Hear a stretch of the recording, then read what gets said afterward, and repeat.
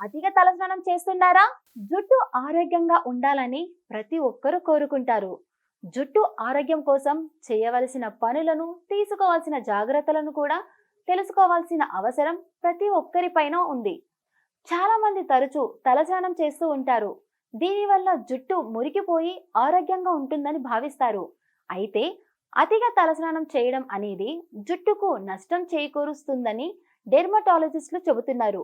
అతిగా తలస్నానం చేయడం వల్ల ఉత్పన్నమయ్యే సమస్యలు ఏమిటి అనేది ప్రస్తుతం తెలుసుకుందాం. తరచుగా జుట్టు కడగడం వల్ల, అతిగా తలస్నానం చేయడం వల్ల తల ఆరోగ్యం దెబ్బతింటుందని చెబుతారు.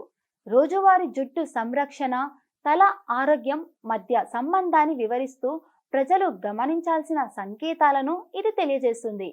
తరచుగా జుట్టు కడగడం వల్ల, అతిగా తలస్నానం చేయడం వల్ల కలిగే నష్టాలు చాలానే ఉన్నాయి.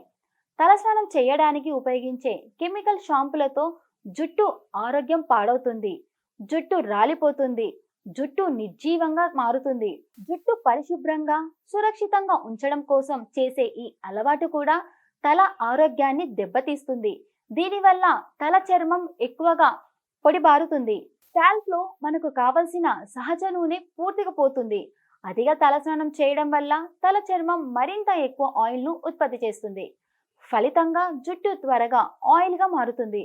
రూట్స్ వద్ద జుట్టు బలహీనపడుతుంది. జుట్టు తెగిపోయే ప్రమాదం పెరుగుతుంది. కొత్తగా వచ్చే జుట్టు కూడా బలహీనంగా తయారవుతుంది. అతిగా కడగడం వల్ల జుట్టు సహజ సిద్ధమైన తేమను కోల్పోతుంది. బాగా డ్రైగా, రఫ్ గా మారుతుంది. దీనివల్ల జుట్టు బ్రేకేజ్ పెరుగుతుంది. అతిగా తలస్నానం చేయడం వల్ల తల చర్మం సెన్సిటివ్ అవుతుంది.